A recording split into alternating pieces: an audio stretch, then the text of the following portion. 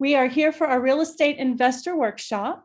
My name is Allison Flom and I'm with the Hayes Home Team, and we're going to talk about building wealth through real estate.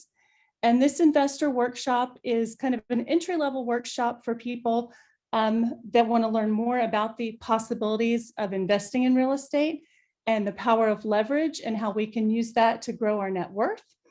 And a lot of this is based on the book, The Millionaire Real Estate Investor by Gary Keller. And we're going to keep going. There's a bunch of legal notices for you. And then as part of the workshop, I want everybody to think about why they're here today and what they're wanting to learn. So what caused you to start thinking about investing in real estate, and how did you get here today where you are? I am here because I want to help by sharing some of my thoughts about money, life, and investing in real estate and how we can use that to grow our net worth and your net worth. And I've got to figure out how to make the pages go. There we go. Today's discussion is broken down into 3 sections, like I said, based on the Millionaire Real Estate Investor. We're going to talk about the possibilities, which are going to include misunderstandings, or as Gary Keller likes to say, myth understandings, real estate investing. We're going to talk about some current statistics about investors in the market, and then your big why as well. Then the next section is the power of leverage. That's my favorite section. Why real estate and growing your net worth. And then proven systems on what to buy and how to buy. So we're going to be here to help you through all of this. If you have any questions, feel free to put them in the chat and we'll either answer them as we go or we'll cover them at the very end. Okay. So here we go. Okay. Again, my name is Allison Flom and I'm with the Hayes Home Team. I'm a broker associate at Keller Williams Realty and the CEO of the Hayes Home Team. Last year, we had sales volume of just over 43 million, and we've helped over 100 clients in each of the last 5 years with their real estate purchases, buying and selling. So here we go. First, we want to look at what is the definition of financial wealth. So according to Gary Keller, the definition is the unearned income to finance your life mission without having to work. So you want to have enough investments that are putting off enough cash flow so that you can do whatever it is that your life mission is, and not have to go to work every day to try to fund that. So to start, we're going to talk about the 8 misunderstandings between you and financial wealth. 3 of those misunderstandings are personal. So the first one, a lot of people think they don't need to be an investor and that their job is going to take care of their financial wealth.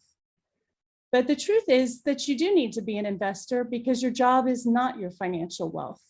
When we look at the definition, again, we want to have the funds available to fund our mission in life without having to go to work. So the job is separate from building financial wealth, okay? The second myth people have is that they might say they don't need or want to be financially wealthy. They're happy with what they have.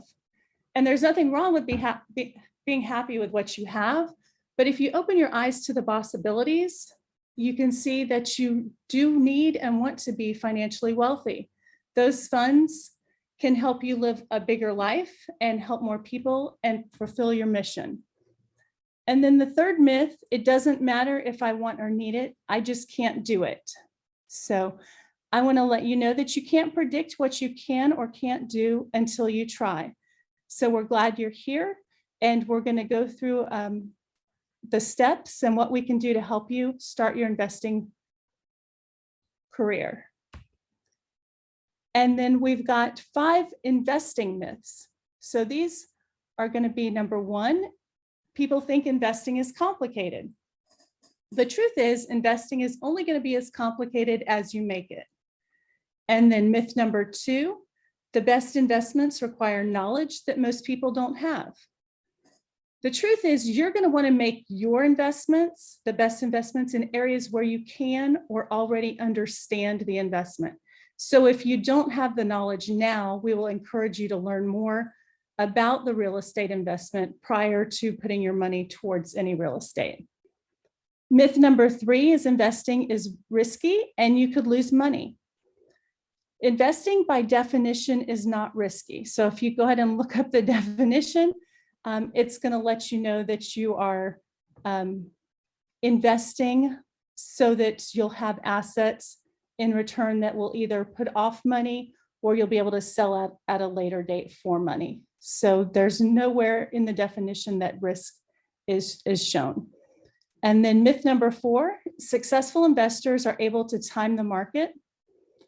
The truth is, in successful investing, the timing is going to need to find you. So this is not going to be a get rich quick scheme. It's kind of a get rich slow scheme. Over time, the real estate market is going to go up, and that will help you build your financial wealth. And then myth number 5 of the investing myths is going to be that all of the good investments are taken.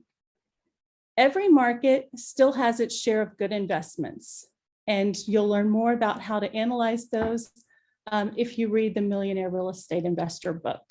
Okay.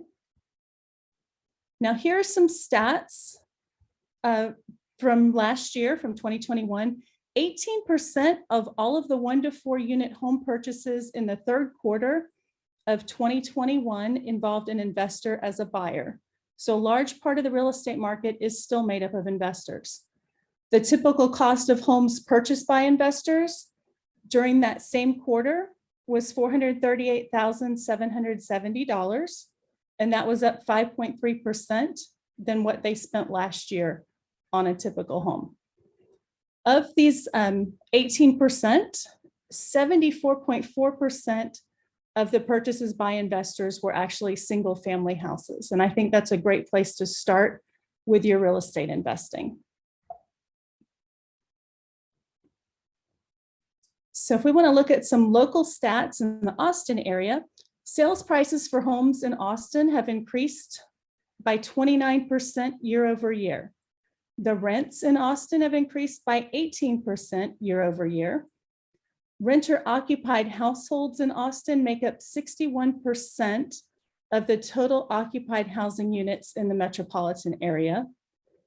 Over the past decade, Austin has had a net gain of over 579,000 new residents. That's averaging 184 new residents each day, and they all need somewhere to live. In December of last year, 2021, the median sales price for Travis County was $545,000, and in Hayes County, it was $395,070. Okay, so we want to talk about our big why for just a minute. Your big why is going to be why you're here and what drives you. What are you wanting to accomplish? What is your mission? And it's going to need to be big enough to support big goals moving forward. So when we talk about big whys, everybody might have a different big why. Maybe your big why is to have enough money to send your kids to college. Maybe your big why is so that you can have a beach house. Maybe you want to retire early. Maybe you have a favorite charity that you'd like to be able to give a lot of money to. So everyone is going to have a different big why, but it needs to be big. So I challenge you to think about kind of a what if scenario. What if you didn't have to work and you could do something big? What would that look like? What have you thought about that maybe people have told you, oh, that's too big or that's too much? And maybe it's not. So let's think about the possibilities there. Okay, but paying for your child's education at college, buying a rental property, buying a second home, retiring early, those are all different big whys that people might have. And yours would be your own. Okay, when we have a big why, we're going to take that big why and we've got to have big goals to support the big why. So the goals need to be specific, measurable targets that fulfill the big why. So if you had a big why of retiring early, you might know that you need so much money to support yourself each year. And then you want to have rental properties to throw off that cash flow. How many rental properties might you need in order to retire early? And then what would the strategy be? Okay. Do you need to buy one a year until you have 10? Do you need 20? But we want to be very specific and measurable targets aimed at fulfilling the big why. And then we're going to use big models, the proven systems and strategies to reach our big goals. And by doing that consistently, we create big habits. And those consistent actions and right choices come from the big models. And we're going to talk about some of those that are in the MREI book. The first one, the power of leverage. There are unique propositions of investing in real estate in contrast to stocks, mutual funds, and money markets. So real property or real estate is an able investment and its value is never going to go to zero. And the purchase of real property can be leveraged. So these are two things that are different when you compare real estate investing to investing in stocks, mutual funds, and money markets. Okay, so as an able investment, this is coming from page 99, the real estate is accessible. Anybody can buy it. It's appreciable. It's going to increase in value over time. It's rentable, so you can have cash flow coming in, which essentially is you're making money while you're sleeping or somebody else is paying that mortgage for you. It's improvable, so there's sweat equity. If you buy a house that needs some work, you can fix it up and rent it for more money or possibly sell it for more money. There are some great tax benefits with investment properties: deductible, depreciable, and deferrable. It's also stable. It is slow to rise and slow to fall most of the time. And it is also livable. So it can provide you shelter as well, where your stocks or your money market accounts do not provide you with shelter. So this is a chart showing the power of leverage and different examples of how you might invest. So if you were investing in stocks, you would start out with, say, an initial value of $100,000. It's going to cost you $100,000 for that $100,000 in stocks. Carrying costs will be 1 to 4%. And then your income over the year, you may make, say, 8% return on that. The adjusted ROI, move my screen there a little bit, is going to be 4 to 7%. So that's the 8%. And then after your carrying costs, you're left with 4 to 7% as a take home.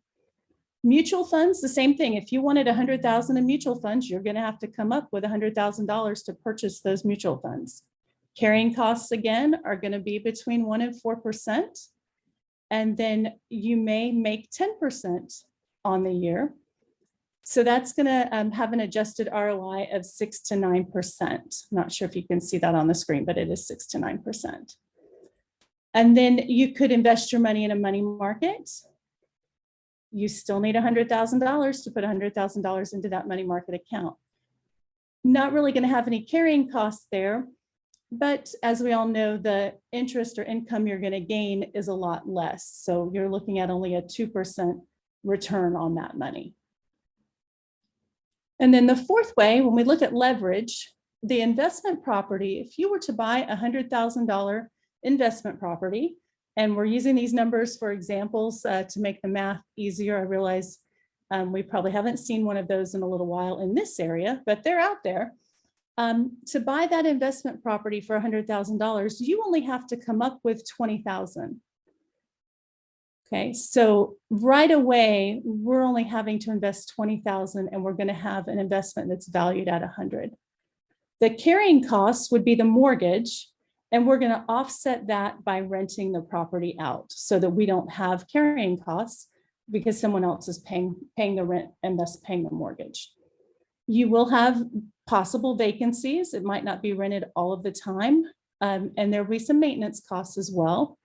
But we do expect the property to appreciate at about 5%. You're going to have some other income in the form of rent. And your adjusted ROI is actually 25%. So when we compare that to the 4.7, the 6.9, or the 2%, the 25% is a much stronger investment. and your initial or return, sorry, your initial investment was only 20,000. So we're going to look over here at the math a little bit more. I used to be a math teacher, so this is my favorite part. The power of leverage. You're going to use other people's money to make yourself money. Okay, you're going to take out a loan from the bank or the mortgage company, and that's going to help you multiply your profit. So the appreciation and rent are going to come from you based on the total value of the property. So the appreciation on the house is going to be appreciation on $100,000, not just the 20,000 that you have invested. So the calculation, even not taking rent into consideration, if the property value goes up 5%, we're looking at 5% of $100,000. So that means we gained equity of $5,000 that first year. And so if we look at our investment of 20,000, the $5,000 is a 25% return on our $20,000 investment. Okay, so the 5,000 is what we made off of 20,000 because it appreciated, the full value of the house appreciated from 100 to 105. If you were making the same money in a mutual fund at 10% with no cost, you would have to have at least 50,000 cash to start that investment. Okay, so we've only had to put in 20,000 to purchase the $100,000 house. Okay, if you have any questions, go ahead and put those in the chat. And I'm going to keep going. So this is called the money matrix. And it's going to talk about what we call down here, and it's explained more in the book, in the MREI book. But this is your shadow money down here. And this is where a lot of people live. They're working for their money. So you get money, you consume, you spend it, right? You may have some cash left over. You may save some of that cash and then eventually buy capital. If you can work to get your money working for you, this is how we're going to build that financial wealth. So we're going to invest in some capital that is going to throw off the cash flow that will allow us to accumulate some cash and use that money for our consumption. Okay, I actually have a personal example that fits this very well. I sold one of my investment properties probably about 15 years ago. And I had about $35,000 cash available to me. And I had a choice. So I'm here in the middle of this capital consumption. And the choice is, do I buy the new car, which would be consumption, the money would be gone, or do I invest that $30,000 to $35,000 in some capital in a new property and allow that property to throw off cash, and then I can use the cash to buy a new car. Okay. And that's ultimately what I decided to do.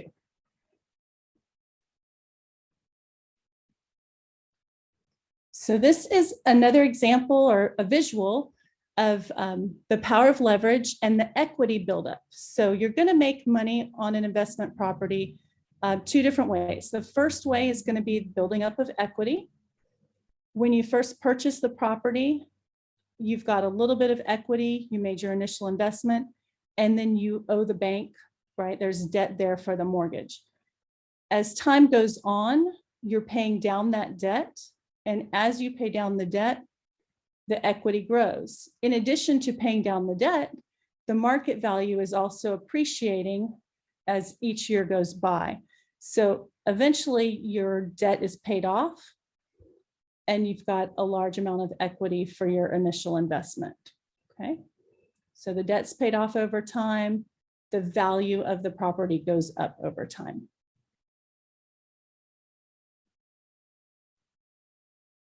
The second way you make money on rental properties with the leverage is through the cash flow growth of the rent. Okay, over time, the rent is going to increase. Over time, your cash flow will increase as well because you're going to be paying down your debt. Eventually, once the mortgage is paid off, that rent is going to go almost all to you. You're still going to have taxes and insurance there, and you've got vacancy and some other expenses. But the debt service is paid off, the rent continues to grow. So your cash flow will be much larger than when you initially purchased the property. So you may buy a property that's only cash flowing, $50, $100, $150 a month. But over time, as the rents go up, maybe you make some improvements to the property, the debt service is paid off, your cash flow will increase. So people have different reasons for investing in real estate. The return on investment, and that's what we've been talking about with the leverage, is you have less out of pocket for more into pocket. There are tax write-offs that may be available to you. You're going to grow your net worth through equity, and maybe you're wanting to invest for college education savings. There could be several other reasons, but there's really no better method of investing your money. Tax write-offs, here's a list. I would say consult with your CPA or your tax specialist just to double check these. But tax write-offs for a rental property would include operating expenses. So if you have a management company or leasing fees that you're paying, mortgage interest, financing costs, which would include the points paid on the loan, miscellaneous closing costs, depreciation, which is a very nice one. So definitely talk to your CPA about that one. Capital improvements that you might make to the property, new roof, new siding, personal property involved with the rental, furniture, lawnmower, and maintenance expenses as well. So if you have to replace the toilets, paint the house, take care of the yard, trim the trees, those are all things that could be tax write-offs for you as well. Okay. So I'm going to tell you a little bit about my investing story. My first investment happened by accident. 3 years after purchasing a new construction home, we lost a job and we had to move to a different town. And because we couldn't compete with the builder, we decided to rent our house out because we weren't going to be able to turn around and get our money out of it if we sold it. So we moved, purchased a second home. And then a few years later, we moved again. And we turned that second home that we had purchased into a rental property as well. So now we've got 2 rental properties. Over the next few years, we bought and sold 2 other properties and did end up finally selling that first rental property. Then there was the divorce. And after the divorce, I ended up with the home that I was living in and 1 rental property, but it was out of state. Okay. So I ended up selling the rental property and I did a 1031 exchange and purchased an investment property that I was later able to move into. So a 1031 exchange allows you to sell one investment property, purchase another, and avoid capital gains tax. So I was able to do that and then later turn that into my residence. So I sold what was my primary home and cleared about $35,000. So this was decision time. This is what I was talking about earlier. I had those funds and I had a house to live in. And I was driving a 1999 Dodge Grand Caravan. You know it, you saw it out there, the gold one, right? And so the question is, do I buy a new car, which would have been consumption, or do I invest in another property? Okay. I thought about it for a while. I was looking online at lovely cars. And I decided to purchase another property. So now I'm back to having my primary residence and 1 investment property. I was able to cash out refi on my primary, and then that allowed me to buy another investment property. So now I've got 2 investment properties and my primary. In 2013, I purchased a home with my boyfriend and turned my primary that I used that 1031 exchange to purchase back into an investment property. So at this point, I'm up to 3 investment properties and the primary. In 2013 is when I decided to get my real estate license, just to give you an idea. So I was doing this as kind of a hobby. I was a teacher prior, and I knew that the teacher retirement wasn't going to be enough for me and what I wanted to do. So I decided to go into real estate full time. I purchased a condo in Orlando with 2 other investments, which puts me up to 4 properties. And then I purchased another rental property in my neighborhood. So I have 5 investment properties. I also invested in a triplex with my sister. Okay, that one's out of state, so she runs that. But just to give you an idea, you know, for a good bit of this, I was a single mom with 2 kids, but I knew that I needed to do something that would help me in the future. And I understood that leverage, having a rental property and letting somebody else pay down that note, was going to provide me with money for retirement. And that's really how I got started. So when we look at proven systems, there's different things, different types of properties you can invest in that are considered residential. So you could look at condos, which would be a single unit in a complex, single family homes, and that's mostly what I have, duplexes and fourplexes, okay? And they each have their own pros and cons. If we look at a condominium, the pros are gonna be it's got a lower purchase price than a house in the area, okay? Maintenance will be included. There may be more amenities for your tenant to enjoy. The cons would be high HOA fees and less cash flow. So you want to make sure that the rent is high enough to cover the HOA fees, plus your principal and interest, taxes, and insurance. And then you want to have a little bit left over for your cash flow. You only own a percentage of the land. There's some shared liabilities there, and you're going to typically see less appreciation on a condo. A single family home is going to be one unit. It's going to be the easiest to resell. It's typically surrounded by owner occupants, although we are starting to see rental communities pop up. That's kind of a new market. And the single family home will show more appreciation. The cons are there's only one unit to generate the income. So if it is vacant, you're not getting that rent, 100% of that rent each month that it's vacant. So you want to do your best to make sure that you keep it rented. A duplex is going to be 2 units. And so the pros of that, it's going to be typically close to or in a single family neighborhood, less risk than a fourplex, and more cash flow than a single family home. Okay, you will have lower appreciation, and you're usually surrounded by many other rental units. So there may be some competition there for the tenants.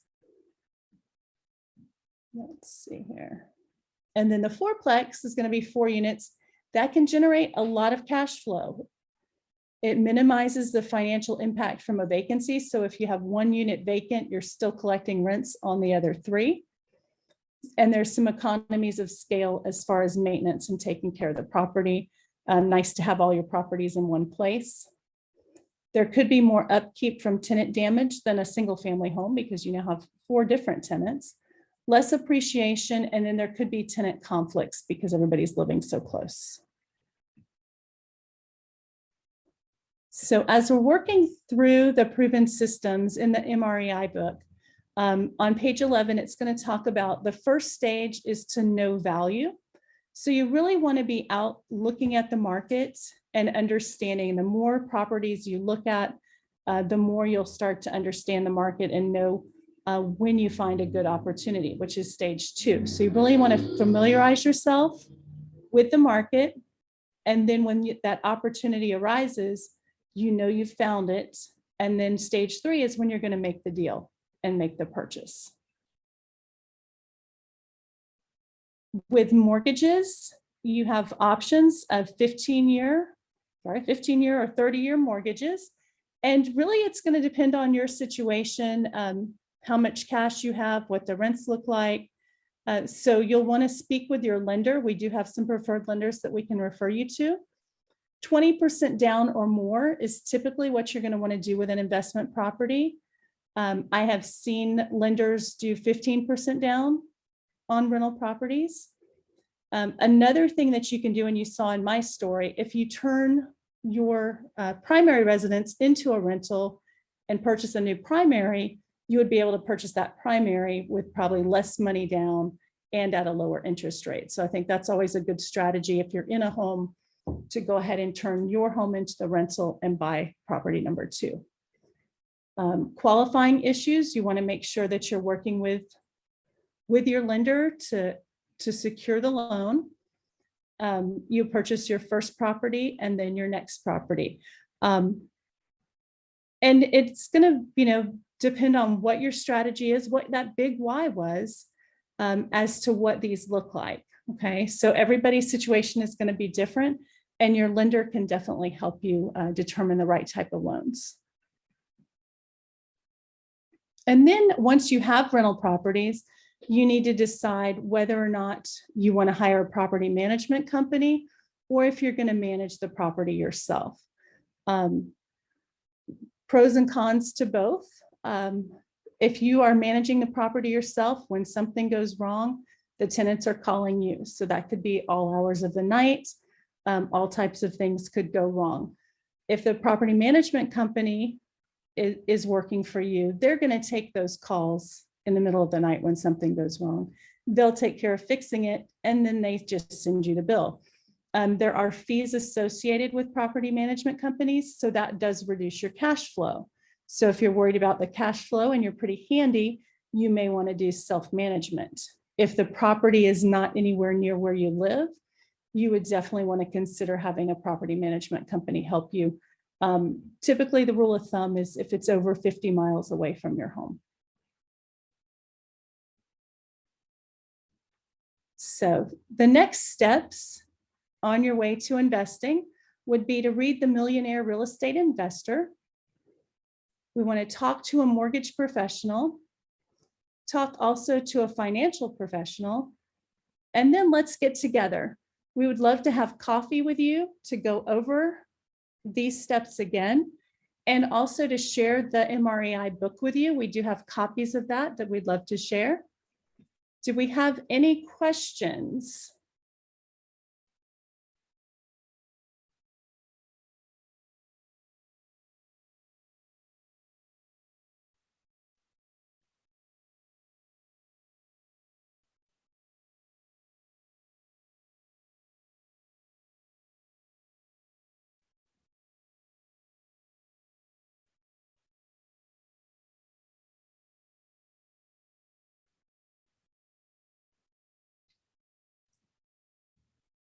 If you do have any questions, if they're not in the chat, if they're in the chat, we'll get back to you. We will message you with those. Also, you can reach us, 512-434-0630 is the office number. The number does get forwarded after hours, and you can text that line as well if you have any questions. You can also email me at allisontrickey@kw.com.